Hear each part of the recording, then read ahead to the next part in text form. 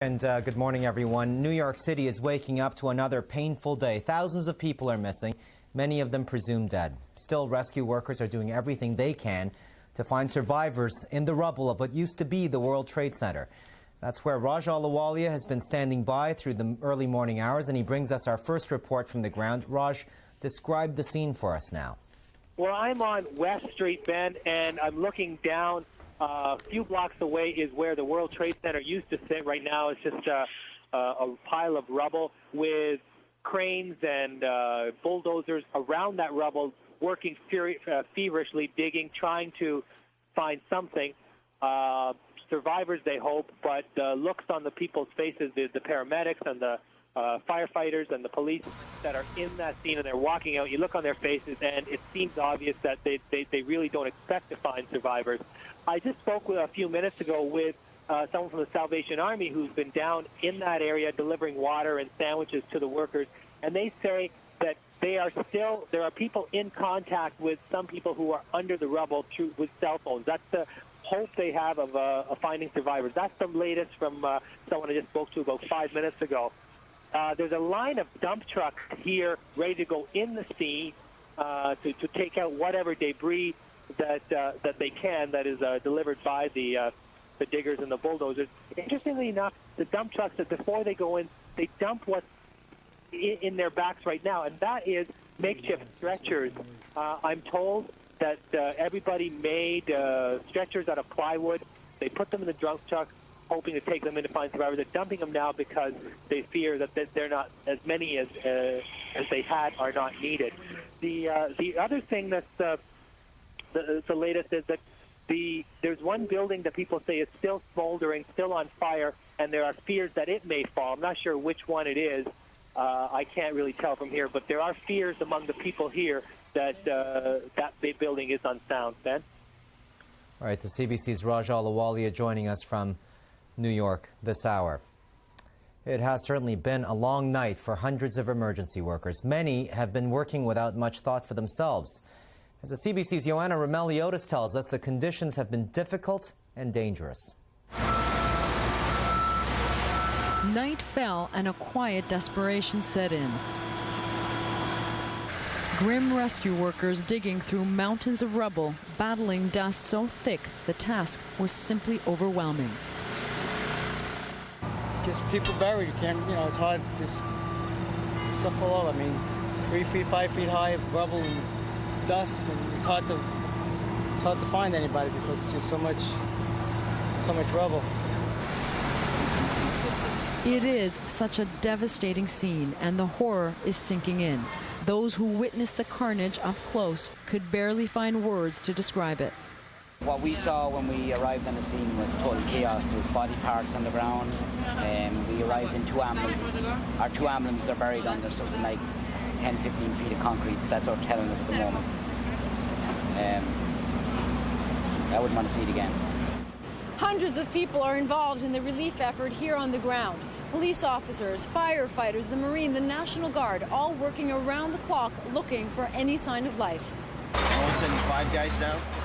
This rescue crew came from upstate New York to relieve their colleagues and to find them.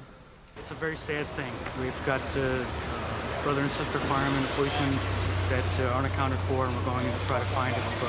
Right now we're going in to see what we can do. Possibly they might be trapped in there, and we might still be able to get some of them out, and that's what we're trying to do now. More than 200 firefighters and police officers are said to be trapped inside. 2 were rescued earlier. Triage units have been set up, treating the ones trying to help. People's eyes are inflamed and irritated just trying to dig through the rubble or just standing around or near the site. And volunteers are on the ground handing out provisions. But this is a battle against time. There are signs of life beneath the rubble and thousands of people said to be pinned beneath it. Joanna Romeliotis, CBC News, New York. And our reporter Lori Graham has been watching the scene from across New York Harbor. She joins us now. Lori, what can New Yorkers expect in the hours to come?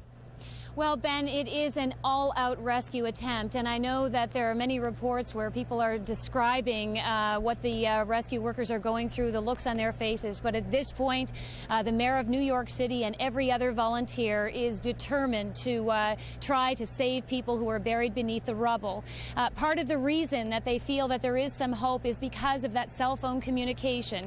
There is a report that 2 officers called from their cell phone. The volunteers were told where they were. They went under the rubble and found them and rescued them. That provided some hope, and so that is what people can expect today. Lower Manhattan is completely shut down. Closed, only volunteers are there, all the people who are participating in this rescue attempt.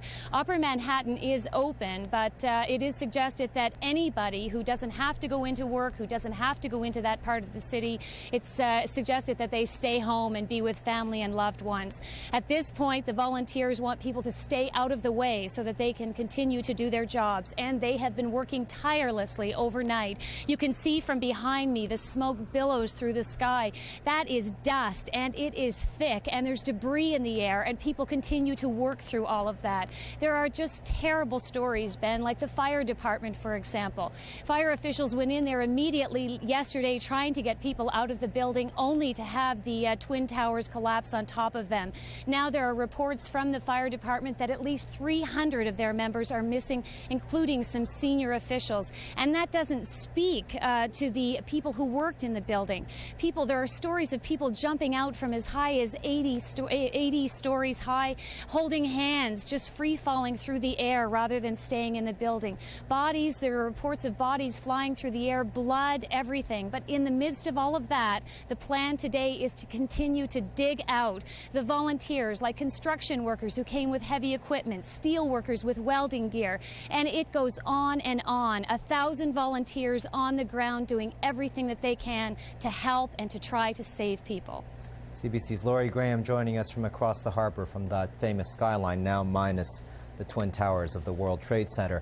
As Laurie said, the numbers attached to this story are overwhelming. The 4 hijacked jets carried 266 people. All 4 jets were completely destroyed, killing everyone on board.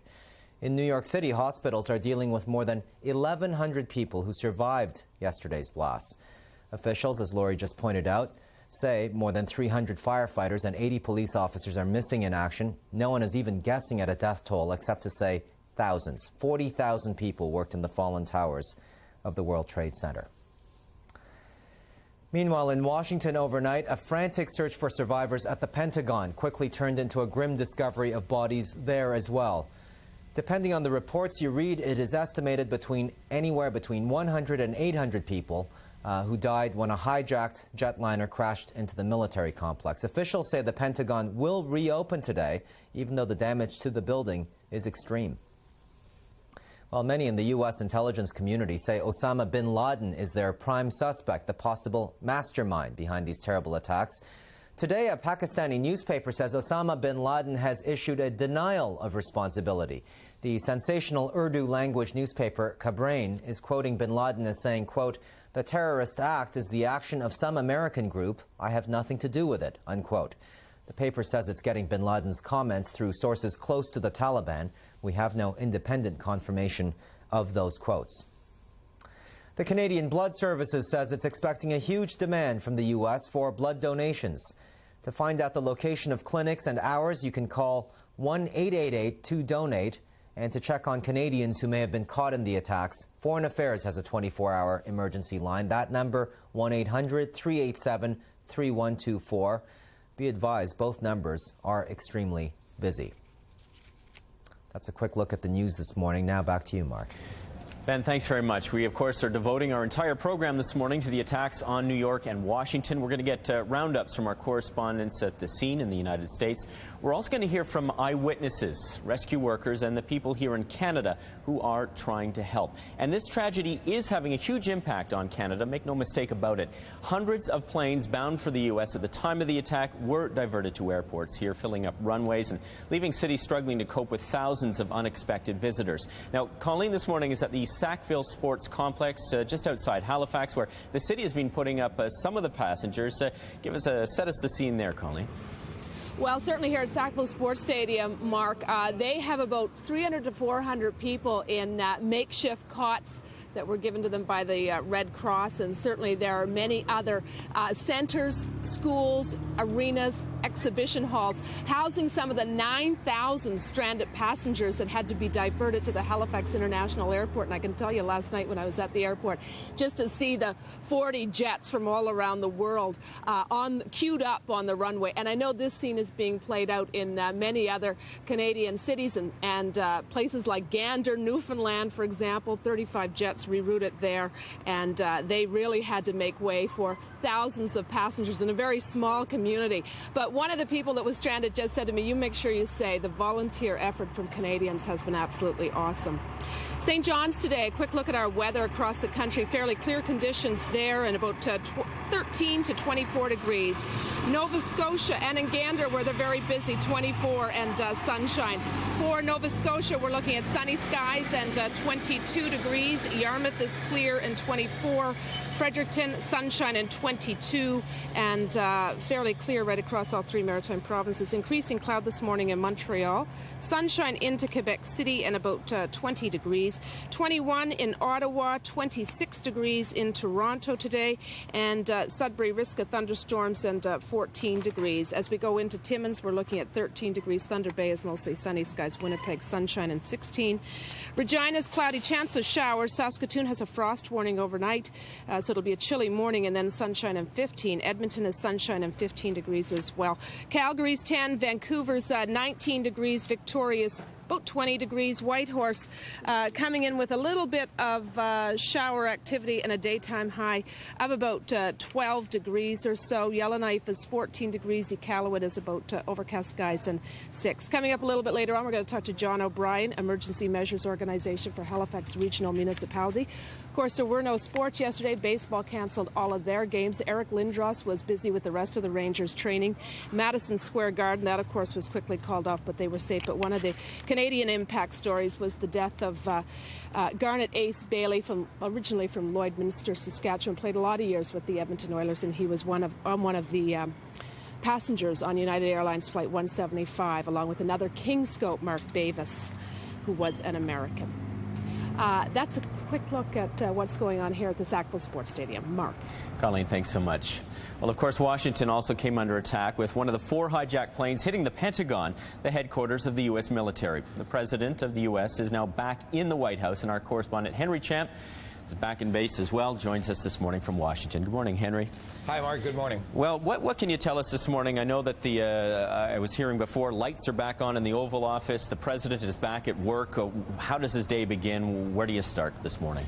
Well, it's a bit of a disjointed list I've got, but let's begin with the White House. The president will very quickly have a meeting with his national security team and his investigative team. Those are the key issues at the moment for the White House. The investigation, who did this, what can we do about possible retaliation and punishment is obviously a big play in this. On a second level, there's a look into how did this all happen, where did our intelligence fail.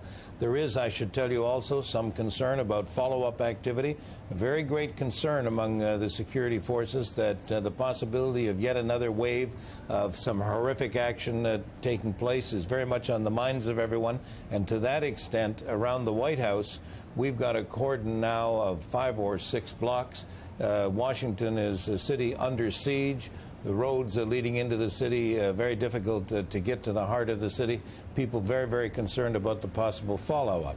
In Canada's situation, there is concern that at least 2 of the individuals on Flight 11, that was the plane that first hit the World Trade Center, believed to have entered the United States from Canada. They were both Arabic suspects, both apparently from the United Emirates, brothers, we are told, arriving in the United States over the border between Canada and Maine. There were 5 people apparently involved in that plane in the attack, and the Canadian issue is very much on the minds of individuals here, seeing if they can track back to gain the identities of all of these people. Also, Mark, I can tell you, Very much on the order of priority is the question of Afghanistan and its relations with the United States. Already, although not publicly, Afghanistan has been told that the extradition of bin Laden is a must. It's not negotiable. It should happen immediately. The Americans believe they have enough evidence to indicate that at least associates of Osama bin Laden were involved in this horrific actions of yesterday. And you heard last night the president say very specifically in his short address to the American people that not only those responsible would be punished, but those who harbor individuals who may have been involved or harbor terrorists would also be in line for a retaliation. On the death toll here in Washington, specifically, very bad news out of the Pentagon. We had thought early on that the incidence of death there, although horrific by normal standards, would be relatively low, somewhere under 100.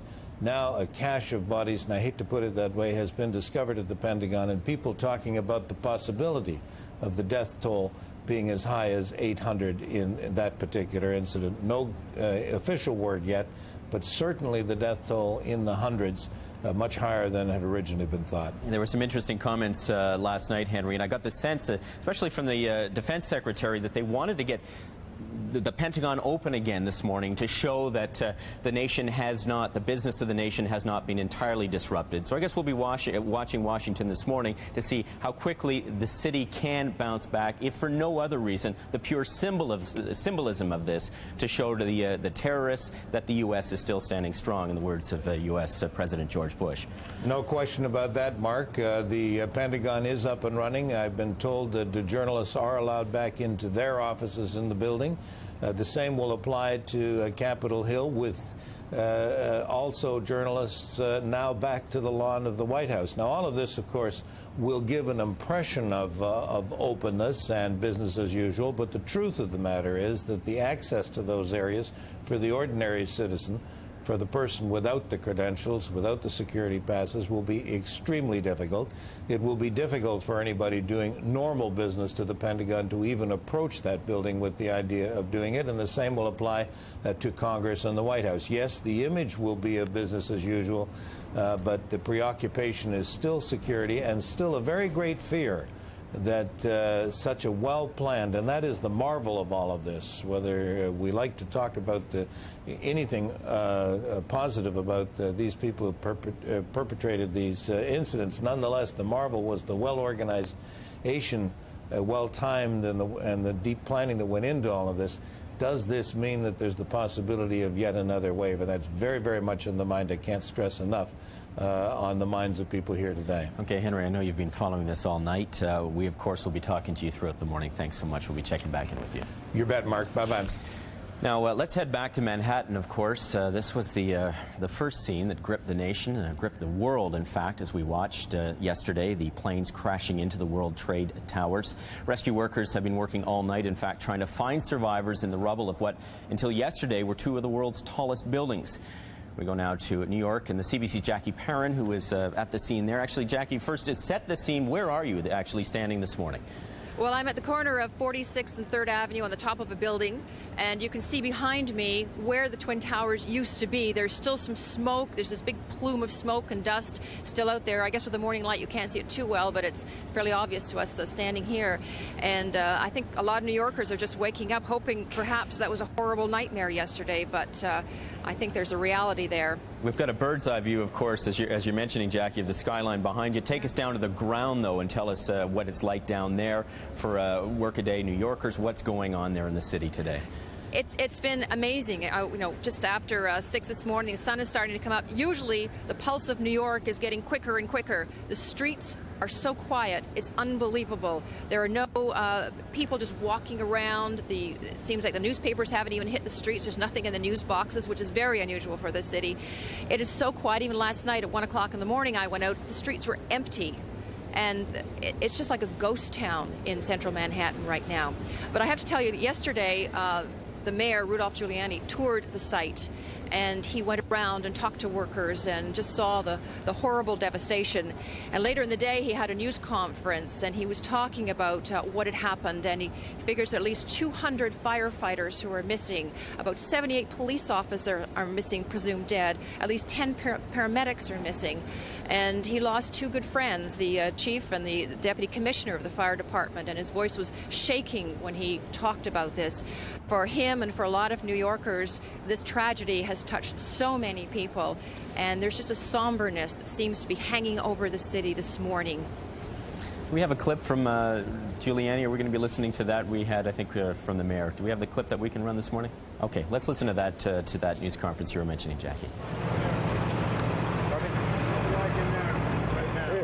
It's terrible. I mean, the damage is terrible. People are doing everything that they can to rescue as many people as possible, and this is going to be a long-term effort. So I just wanted to make sure that everything is here that could be here, and it is. So we just pray to God that we can save a few people. Yeah, and saving a few people, a point that he raises there. Interesting, we're hearing reports this morning of people actually buried beneath the rubble who are phoning rescuers on their cell phones trying to get people in. So far, we've only heard 2 stories of people who have been rescued, taken out alive, a couple of Port Authority officers there, and we're hoping for more good news today for what little good news there can be found in a horrific incident like this. Jackie Perrin will be talking to you later on. Thank you so much. Thanks very much, Mark. Well, as Henry Champ was telling us, there's some disturbing news this morning out of Boston that there's a possible Canadian connection with the men who hijacked a couple of the planes that crashed into the World Trade Center. And Rob Gordon of CBC News joins me now from Sackville, Nova Scotia, with more on that. Good morning, Rob. Morning, Mark. Well, I guess we've seen some reports, most importantly in the Boston Herald this morning, which Boston being seen as a so-called staging ground for this. What more can you tell us about this Canadian connection? Well, it's all speculative at this point, Mark, but the speculation is that the terrorists may have entered the United States through Portland, Maine. Now, there is a ferry that runs from Yarmouth, Nova Scotia, that's in the southern tip of the province. It's an 11-hour crossing to Portland. It's an extremely popular tourist run. It's used by many, many people in the summer, Americans coming back and forth, Europeans traveling to Canada and the United States, and of course a lot of Nova Scotians going to Portland for a shopping weekend. Now, as I say, it's an 11-hour run, and it takes you directly into Portland, Maine. That is about an hour and a half north of Boston. It's a very quick run into Boston, Mark. Yeah, we are getting piecemeal information that's coming across too about these possible suspects. We're talking about 5 men believed to be of Arab origin. Do you know anything more about this, Rob? No, I don't. I can tell you there is a customs clearance in Yarmouth, Nova Scotia. That's Canadian Customs. There is some American presence there. And then there is a customs clearance, of course, in Portland. And everybody coming on and off the ferry must go through that security check. Other than that, I can't tell you. Other than now, it's speculation. No Canadian or American officials, as far as I know, have confirmed that the Portland ferry was used by the terrorists. Okay, well, like with so many other aspects of this story, we still have so many questions and still so few answers. We'll continue to be following, of course, that piece of information, as I mentioned, out of the Boston Herald, to see if there is indeed a possible Canadian connection to this. Okay. Now, of course, there were thousands of people in and around the World Trade Center when the planes hit those 2 buildings, and they watched in horror as the fires burned and then the skyscrapers collapsed. We all watched this live on television around the world. Now, one of the people, though, who was there on the ground is Craig Wilson. He's a Canadian working for CBS News in New York, and he joins me this morning. Good morning, Craig. Good morning, Mark. Well, take us back, almost 20 hours now. Tell us what you saw. Well, I can only describe it as surreal, frankly. The World Trade Center the complex is something that all New Yorkers know well. It's where we take our visitors when they come. It's where we go for weddings, eat at the restaurant at the top of the world. And we watched in horror yesterday as before our very eyes it looked like a controlled implosion of New York's greatest landmark. It's ridiculously, almost, unbelievable, the horror that we witnessed. And I happen to have actually been 38 stories up looking at the World Trade Centers with what was a gaping hole in the number 2 tower, and then the jet aircraft and what followed is just unbelievable. And then to actually see it be reduced to rubble, and the plume of smoke and the mushroom cloud, it's a war zone. It was a war zone. And you know, the light is coming up on Manhattan today, and the nightmare is not yet over. I think many New Yorkers are going to be shocked that what the horror of it actually coming down today, with reality of the friends, the family, the loved ones that remain buried inside. We're talking, you know, 9 years ago, 6 people died when the World Trade Center was attacked. We're talking possibly thousands. It's an unbelievable horror. And that's the word we hear over and over, Craig, is unbelievable. I can just tell you from our vantage point yesterday, we had you know, a couple hundred people here in the CBC Broadcast Center, people who were watching this on television, and their gasps of horror as we watched on television.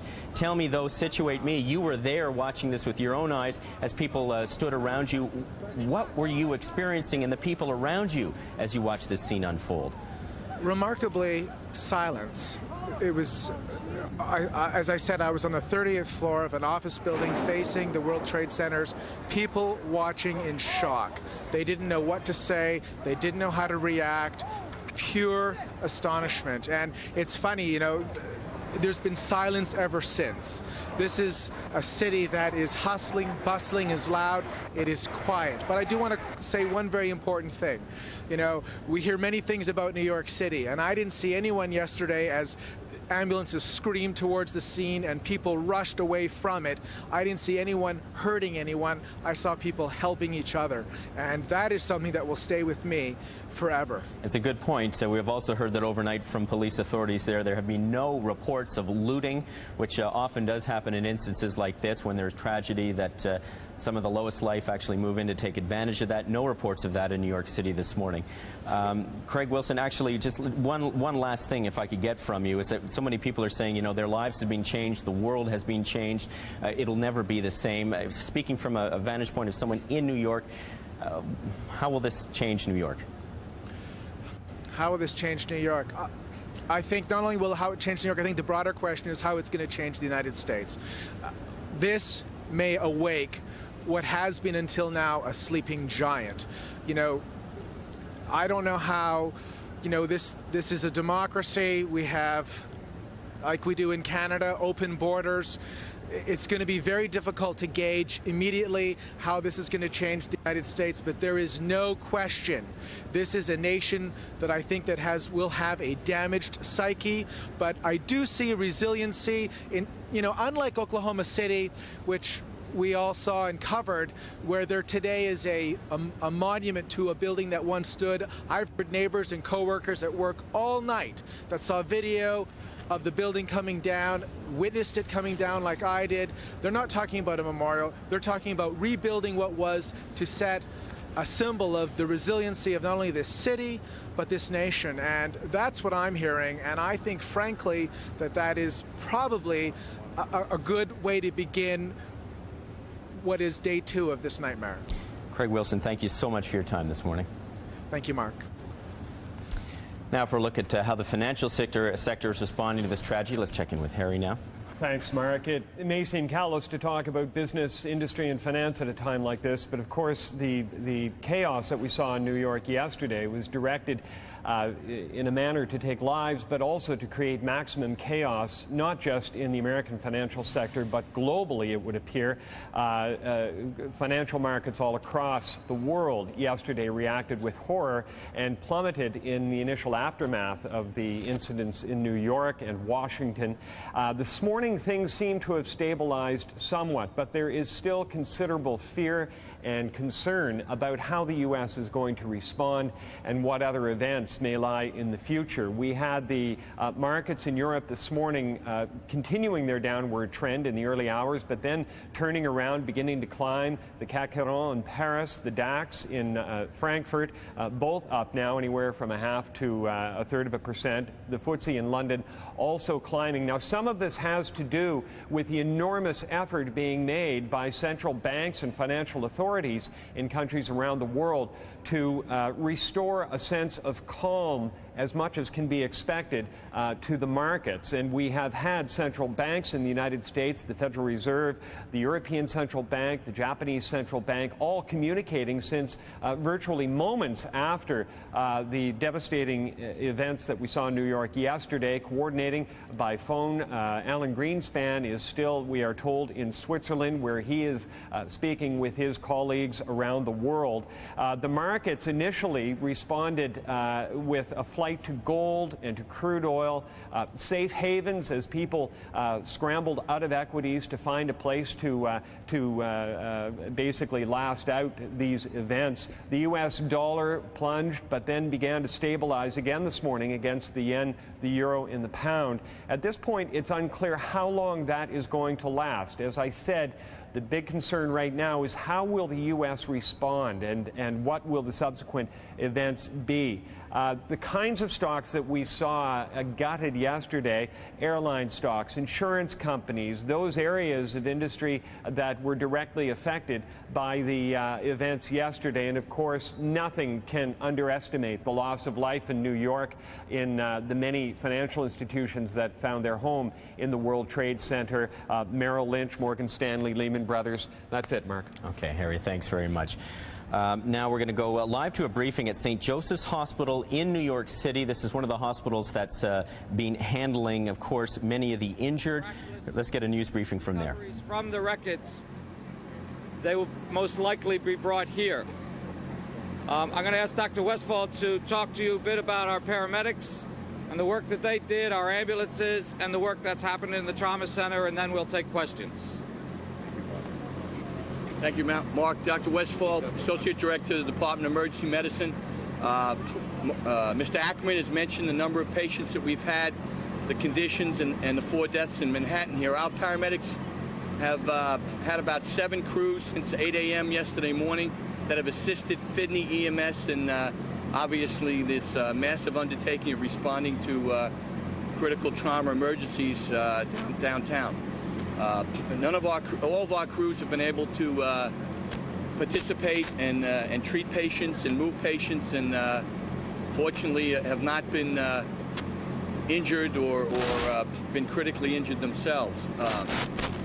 We have in the emergency department right now all through the night a triple staff of nurses, physicians, physician assistants, and technical staff. The administrative senior management has been up almost all of them throughout the night, and we've been prepared and are awaiting victims from the site as well.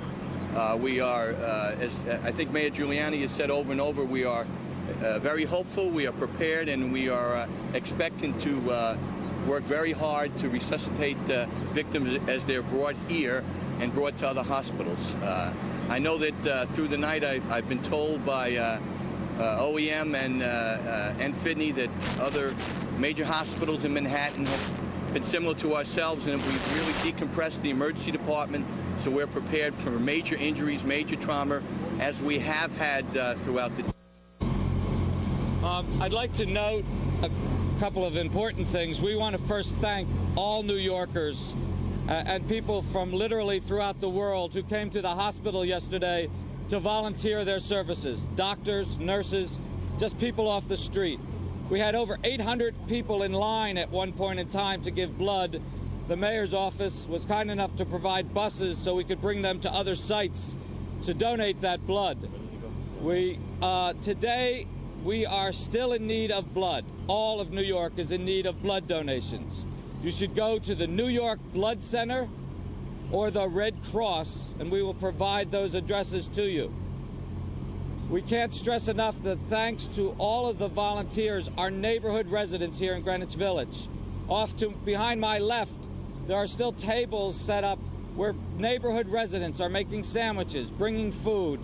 It's truly unbelievable, the outpouring of New Yorkers and the help that they have been. If anyone wants to give blood, we will provide that information to you.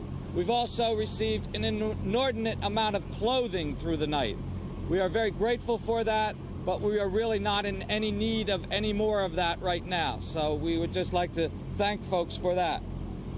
It is very important to note that the trauma of this, from a psychological perspective, is going to be hitting New Yorkers more and more today. We particularly encourage parents to talk with their children. I went home for a few hours last night, and I have to tell you, at 2 o'clock in the morning, my teenage children and younger needed to talk. And it's very important that we encourage all parents to do that. In an effort to help with that, we have 3 mental health hotlines that are manned 24 hours a day. We will provide you with those numbers as well. There are many mental health crisis lines. We encourage all New Yorkers to take advantage of this. We have all suffered a terrible trauma in this city.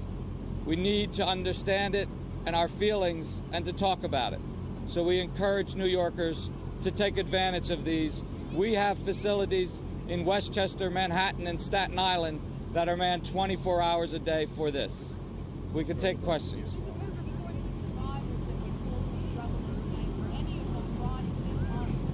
There were no additional survivors brought here during the night. We did receive a number of firefighters, police officers, and paramedics, again, mostly with the corneal abrasions and literally lacerations on their hands. I don't know exactly what time it was, but during the night, we did receive the firefighters and paramedics. Did you send medical teams down to Ground Zero? Yeah, I'll let Dr. Westfall speak to that. Did you send medical teams down to Ground Zero to Yes. aid in amputations? Well, I don't know about amputations, but to provide additional medical care, we did. We had about 2 crews of about a dozen doctors that went down to there to assist with treating patients. We also had a group, I believe, of about 4 physicians that went up to the Javits Center very late in the night to treat additional patients that were brought there as they had requested help. What's the status of the health? I cannot speak for that. I'm not aware. Sir, how would you characterize your efforts to try to get people from Ground Zero? Are you frustrated by the sort of the debris you see there at this point? Are you able to get them out of there with the kinds of swiftness? Speaking for our paramedics that had been there all during the day, along with Fidney's paramedics and all other hospitals' paramedics, and if I could just echo what Mr. Ackerman said, I can't believe the number of hundreds of vehicles and ambulances that have responded from the tri-state area and all the metropolitan areas. I've seen Jersey, Connecticut, I've seen Westchester ambulances that have all come. The thing I'd mention with the effort, I think from the very beginning, they have been working in the areas around the Trade Center and have not been inhibited. Obviously, for periods of time, our paramedics, I think all paramedics, were kept away from the buildings as they had a judgment that they were going to be coming down. So that was inhibited, but all through the night, they were assisting firefighters and other crews that were trying to extricate patients and then make judgments as to where they would bring them for care that was appropriate. Do you expect to see a different kind of injury today as opposed to the sort of injuries you saw yesterday and last night? Well, I think we would expect to see the victims that we would get today would probably have a number of problems besides the trauma and the injuries that they'd have, which would probably be more severe. We expect to see dehydrations and other complications of that haven't been underneath for probably almost 24 hours right now. You talked about trauma. How's your own staff? You talked about trauma. How are they doing? Well, our staff, from the standpoint of our trauma team here, ourselves. Psychological trauma. Yeah. How is your staff holding up, particularly since survivors? Right. Our administrative staff, nurses and physicians have been assisted all throughout the 24 hours by our Department of Psychiatry, by our pastoral care, by our priests and sisters that have been down there, not just for the patients, but for our staff entirely. And, we've had a couple of individuals that have needed time to sit down and talk with them and to cry with them, and that's happened throughout the day. I think it's just important to note, too, that a number of our nurses and physicians are married to firefighters and police officers, and they worked throughout the day yesterday and the night not knowing where their loved ones were. We're very grateful that all of our paramedics that were at the scene and physicians and nurses are okay. We did lose an ambulance. One of our ambulances was crushed in the debris, but our hearts certainly go out to our colleagues in the fire department and in the police department and all of the other victims. Okay, we've been listening to a briefing there from authorities down at St. Vincent's Hospital in New York City. I guess what surprised me the most about this is they're saying that they haven't even begun treating the people at so-called ground zero, the people who were actually affected when those buildings came down after the initial impact. So far, they've just been dealing with firefighters and paramedics. The scene there still volatile, fire still burning, still fear of other buildings collapsing in that area around the Twin Towers. So authorities still waiting to get there. As the doctor was saying, we are still, quote, waiting for victims. So clearly the worst is not over for the health officials down there as they wait for the rescuers to be able to get to the scene. As we mentioned earlier, there are reports that people buried beneath the rubble are actually using their cell phones right now to try to contact rescuers to get to the scene. Another thing that comes out of there, this is one I think a lot of Canadians are listening to as well, was the quote that all of New York is in need of blood donations. That's where Canadians come in. A lot of Canadians have been donating blood, and coming up in just a couple of minutes, I will be speaking to the CEO of the Canadian Blood Services. Canadians asking themselves, what can we do to help? Well, that is one of the things we can do to help donate blood. We'll tell you how to do it, how that situation is unfolding here in Canada coming up. First, though, now let's head back to Colleen to get a three-day weather outlook. Good morning, Colleen. Well, and Mark, you mentioned the volunteer effort. Well, certainly in places like here in Halifax, where 9,000 passengers were stranded when their flights were diverted from American cities to land here, and also places like Gander and Goose Bay, Vancouver, Toronto, and Montreal. The support of people helping out, bringing food and blankets has been absolutely incredible.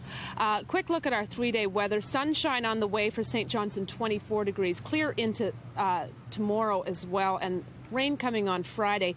For Nova Scotia, we're looking at sunny skies, 22 degrees, clear and 20 tomorrow, and a chance of showers on Friday. Charlottetown's clear, 19 degrees. Sunshine followed by a chance of showers and 20 tomorrow. Isolated showers and 20 degrees on Friday. Fredericton is sunny skies and 22, 21 tomorrow. Cloudy conditions and scattered showers on Friday. For Quebec City, plenty of sunshine, increasing cloud throughout the afternoon. Rain beginning late in the afternoon and 20. Rain ending by midday tomorrow. Cloudy skies, chance of showers, and 17 on Friday. Montreal, increasing cloud, chance of showers, and 21. Chance of showers tomorrow as well, and a chance of showers, overcast skies, and 17 degrees on Friday.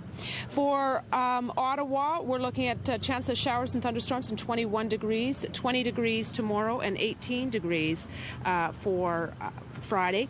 Winnipeg is sunny skies for the next 3 days in a row. Temperatures between 16 and 17 degrees. Afternoon showers and 17 in Regina. Cloud cover tomorrow and cloudy skies on Friday. Sunshine on the way in Edmonton. Cloud cover tomorrow. Calgary's got a chance of showers, about 10 degrees. Showers and 19 in Calgary tomorrow, and sunny skies and 20 on Friday. Vancouver's 19, sunshine tomorrow. Sunshine again on Friday and 20 degrees. Victoria's 20. 21 degrees and 22 on Friday. Kamloops is sunny for the next 3 days. Whitehorse, mostly sunny skies and 12. Yellowknife is sunny and 14. Cloudy tomorrow and 14. 6 degrees and a few showers in Iqaluit. Showers tomorrow and 6, and wet flurries on the way, and 7 degrees on Friday. Certainly baseball canceled their games yesterday, and then the news that Garnet Ace Bailey from Lloydminster, Saskatchewan, now a scout with the Los Angeles Kings. He has won several Stanley Cups, spent a lot of time with the Edmonton Oilers, and known to many Canadian hockey fans, was one of the passengers on United Airlines Flight 175, along with another King scout, Mark Bavis, an American. So certainly tragedy hitting home big time there. Coming up in about 10 minutes, we're going to talk to John O'Brien from Emergency Measures here at Sackville Sports Stadium, one of many sites around Canada that has opened their doors for emergency shelter and temporary shelter for the many passengers stranded here in Canada that couldn't make their way back to the United States. That's about 10 minutes' time. Mark. Colleen, thanks so much. Well, Canadians are being asked to donate blood to help those injured in yesterday's attack, and I'm joined now by Dr. Graham Shure of the Canadian Blood Services. Good morning. Hi, Mo. We did hear the appeal this morning now out of New York City, a very blunt one, saying that New York City needs blood donations. Tell us first, take us back to yesterday, because I know that some people, that was one of their first reaction here in Canada was, I've got to give blood, I've got to help. How did that unfold yesterday, and could you cope with this? Well, almost immediately after the events began happening in New York City and Washington, we began receiving calls across the country in all our blood centres from Canadians and in fact Americans who were visiting Canada wishing to come into a blood centre somewhere in Canada and make a donation. And within minutes we were able to gear up our activity across the country in all our blood centres. And I must tell you, Mark, I spent yesterday in the Toronto Blood Centre, which is our biggest blood centre in the country, and I have never seen anything like this in all my time that have been involved in the blood system. People were lining up in queues 2 and 3 deep, sitting on chairs for hours, waiting patiently to make their donation. I have never seen an outpouring, and this happened right across the country in every centre that we operate from city to city, where people were calling in and finding out how and where they could make donations. Now will this blood make a difference for, and I'm speaking specifically of the situation in New York City or Washington if they were to need it, though I haven't heard that about Washington. Will the blood donated here actually make its way to the victims down there, the people who need it? There's several important points about that. Firstly, we haven't yet been asked to send blood down. Now, we're anticipating that that may be the case, and if we are asked, we're certainly ready and able to send significant amounts of blood down. We haven't yet been asked, but we're anticipating that that may happen. We have also had reports of patients being flown up to Toronto, particularly to 2 Toronto area hospitals that deal with trauma. We're aware that patients may be flown up from New York City to Toronto, so clearly there may be a need in those regards, and those patients likely will consume larger amounts of blood and blood product. And today, for Canadians who may still be asking that question, as we're seeing that so many Canadians across the country trying to figure out if they can help in any way our closest neighbours in terms on the blood front, what would you say? Well, this is an important point. The need for blood is not only going to happen yesterday and today. This is going to be an ongoing need. Many of these injuries, in the people who sustain bad injuries, will last for a long time, and care will go on for a long time. So we need Canadians to come in and donate in an ongoing manner, not just today and tomorrow. We have a 1888 toll line, 1882 donate, and we really urge Canadians to call that central toll line and make an appointment to donate sometime over the next few days. It doesn't have to be today. The need is going to be ongoing, and it's very important that people make an appointment for themselves and come into a blood centre nearest where they live.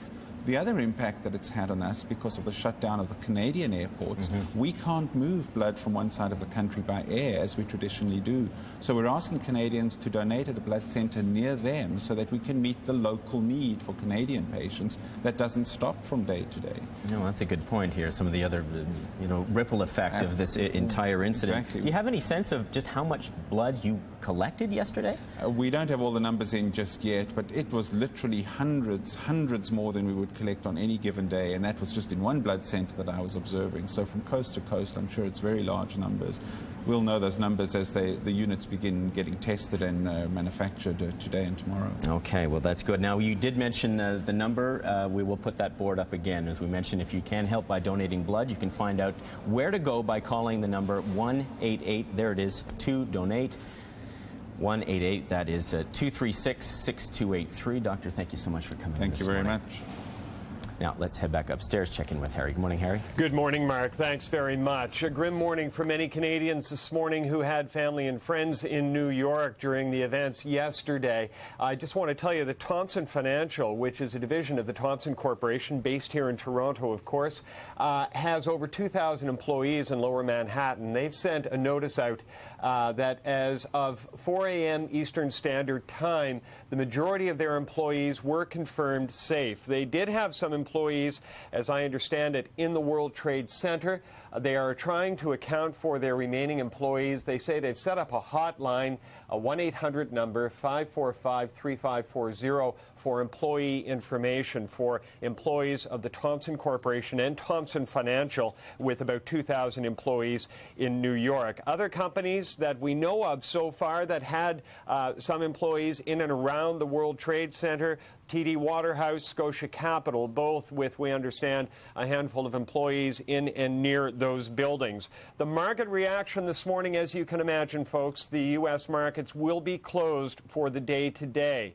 And we're still waiting word from Toronto on whether or not the TSE will open. We'll bring you that news as soon as we have it. European markets have been open through the morning. Predictably, they fell rather dramatically as the markets opened, stabilized, gained gained ground but had begun to fall again. Keep in mind that the choice of New York as a target for whatever political reasons also had a very dramatic economic reason, New York being the very heart of the global financial world. Now, we have some boards here I want to show you right now to give an idea of where things stand internationally. Those, of course, numbers indicate that Toronto lost 295 points before the TSE closed yesterday. But let's move along to the Asian markets, because overnight Tokyo lost a considerable amount of ground in reaction to the events. It was down 6.5%. Hong Kong dropped 8%. London, however, as you can see, is gaining some ground, up just over 8% as people move back into stocks on airlines and insurance companies, which were initially dramatically down. Now, on the commodities front, this is where investors went to seek safe haven. Gold was up at $290 an ounce, a rather dramatic $13 gain. It has pulled back somewhat. Oil has also pulled back. This is an important story because OPEC has said that it will cover any shortfall. There was an initial rush to oil because there were concerns about supply and what was going to happen in the Middle East. As you can see, prices have pulled back, but once again, I have to say nothing can account for the incredible loss of life that we saw in New York. Many financial institutions trying to find out what has happened to their employees and a struggle in the whole financial sector to get things back to normal. Mark? Harry, thanks so much. Well, public buildings in Canada went on alert after yesterday's attack, and security remains tight this morning in Ottawa. I'm joined now by the CBC's Susan Bonner in Ottawa. Good morning, Susan. Good morning, Mark. Well, it was an interesting point, actually, that Harry was raising here, as so many Canadians right now are trying to figure out if they have loved ones, friends who are working in that area. Of course, we know that a lot of Canadians work in the financial sector down there. I know Foreign Affairs has set up a number, as there were people who were calling in to try to get any kind of information. Can you tell us anything about what they're telling these people and how that search is going? Well, Mark, that number that you speak about has been flooded with calls of Canadians concerned about loved ones, family, friends, relatives in the United States. There are apparently between 12 and 20 operators on duty at Foreign Affairs. Foreign Affairs isn't saying much about what is being said. I imagine that information is being taken from people calling in with promises to get back when they have any more information about the people that Canadians may or may not be looking for. Okay, we'll continue to follow that. I guess, yeah, that's what they're doing, is at least trying to get an idea, a catalog of how many people would have been in that area at the time. Canadians, at least, we're talking about specifically here. Let's talk about security in our nation's capital. What's going on today? Well, Mark, the word used by the RCMP is increased vigilance in terms of security. That's going on right across the country, at borders, of course, at airports. But in Ottawa, there was quite a sign of increased security this morning. Making my way into work by the American Embassy, lots of police presence there. You're looking at pictures now from yesterday of Parliament Hill being closed down. This morning, the barricades were up on Parliament Hill, and cars that had security clearance to go onto the Hill were being checked and searched by the RCMP. What can you tell us about the Prime Minister? Any idea what his agenda is today? I know, of course, that yesterday he had mentioned all the cancellations of things that he was hoping to do, which he will now not be doing. Any sense of what he will be doing today? Well, Mark, the early word from Foreign Affairs, and I have to tell you that I woke up the spokesperson there this morning, so they're still scrambling to set the scene for the day for us. But the early word is that the government is working towards a cabinet meeting sometime today, not confirmed yet when, and at the deputy minister level in all the government's key departments. That would be Foreign Affairs and the Solicitor General's office, Finance, Immigration and Revenue. Those deputy ministers are all meeting and coordinating whatever kind of response the Canadian government might offer, depending on what the U.S. asks for. And I guess in terms of the transport front, I'm not sure if that will be in the hands of the transport minister to decide when, in fact, air travel will continue in this country. I know that there was a release from Air Canada saying that it will not have any flights in the air today till at least noon today, at the very least noon, and we don't know beyond that. Any word coming out of the Transport Department of what decision will be made there? Well, again, one thing I must tell you is that the Canadian government here the Privy Council office has ordered all ministries, all ministers not to give interviews. So the Canadian government really wants to speak with one voice yet. And so far this morning, we're not hearing from that voice. So a very busy morning with Canadian departments, ministries, trying to get a sense of who's going to do what. And then when the government speaks, it will be with one voice. So no words specifically to answer your question from transport officials, but you can be sure that telephone lines and conferences are going on this morning, trying to figure out what happens next. And of course, waiting for some direction as well from American officials about what's happening with their airspace, the borders, that situation. So very fluid this morning. And we're supposed to have a briefing before 7 a.m. So we'll bring you up to date as soon as we get any new information, Mark. Susan Bonner, thank you so much. You're welcome. Okay, well, as Susan was mentioning, a very busy day, certainly very busy for people out in Halifax, where they are coping with so many of the air passengers who were forced to land in the Halifax area. Colleen is standing by in Sackville. We're getting actually a shot there of the Halifax airport where there were as many as, 50 or so planes that had to land there yesterday, planes that were bound for the United States. Of course, were not allowed to enter the American airspace, did land in Halifax. It's not a big airport there, so this was obviously a huge undertaking, and it spilled over to community centers like where Colleen is standing, where people have been, put up for the night. Colleen, how's it look there this morning? Yeah, well, Mark, and certainly when I went out to the airport last night, it was just amazing to see the jets just lined up in a queue, and so many of them. By 10 o'clock, there were just a little over 40 of them. And this scene is being played out, for example, in Gander, Newfoundland, Vancouver, Calgary, Montreal, and Toronto, anywhere that they could land planes that were destined to go to the United States, and even, in fact, parts of Canada. Everything halted. Here at the Sackville Sports Stadium behind me, you can see the high school. They've got about 400 people housed there in temporary cots. Here at the Sackville Sports Stadium, there's another several hundred people housed in communities all around Halifax and surrounding areas. Many schools have been canceled today because the buses are needed to get these people hopefully back to the airport. Martin DeCourt joins me now. He was flying from Amsterdam and spent the night here at the Sackville Sports Stadium. What did the pilot say to you when you found out you weren't going to your intended destination, which was actually Toronto? He said sorry to tell us, but all hell had broken loose in the United States, and then went on to explain that 2 planes had hit the towers. You were able to deplane very quickly. We've heard stories of other people I know having to be stuck on the plane, hungry, tired, couldn't sleep for as much as 8 hours at Halifax International last night. What was it like inside here at Sackville Sports Stadium for you? What kind of temporary shelter do they have for you? Excellent. The facilities have been great. Probably half of the people have been billeted out. The community here is bringing food in. They're bringing all sorts of stuff in. They brought toys in for kids. It's been a day to be proud to be Canadian. What have they told you about when you're going to be able to leave? Canada 3000 that we are flying with has said that if they get clearance to fly today, we will be going out sometime this afternoon to Toronto, but international is going to be much longer. Yeah. Martin, thank you very much for joining us. I know that we're also expecting Mark to talk to John O'Brien from Emergency Services. He's probably fairly busy with 9,000 here in Halifax, and I know Gander's got about 6,000. I'm sure Vancouver, Montreal, Toronto have just as many as well, stranded passengers trying to find their way home, so he's probably a pretty busy guy right now. Indeed. Mark. Colleen, thanks so much. Well, the attacks have been condemned around the world. European leaders are standing behind the U.S. Azeb Wolde-Georgis is in our London bureau and brings us up to date on some of the international reaction. Azeb, let's at least start in Britain itself, where Tony Blair has been speaking out, and I understand he is about to hold a meeting. What can you tell us about that? Yeah, Tony Blair is giving a press conference in about 15 minutes. He has recalled the Parliament already. The Parliament was on recess to discuss what to do next. Tony Blair, of course, really stated really clearly that he doesn't want America to be isolated.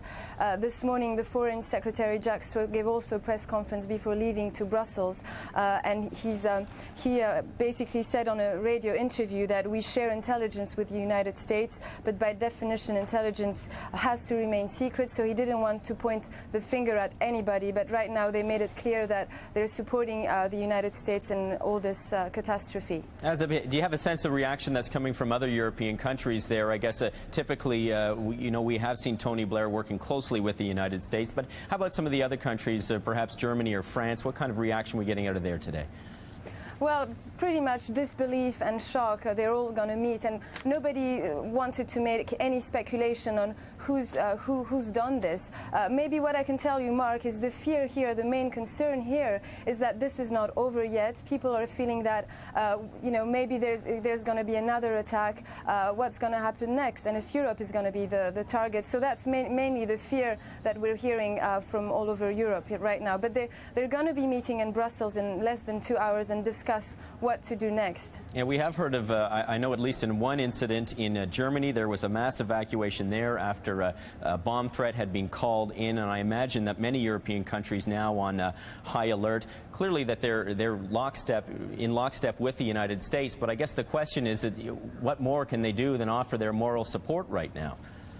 Exactly, Mark. Even here in Britain and Downing Streets, they've removed all the members of the medias just to prevent. They're really tightening the securities at airports, military bases, and government buildings. So there's a fear of any kind of attack here. In Britain, as I said earlier, Tony Blair has declared he doesn't want America to be isolated in this, and there's this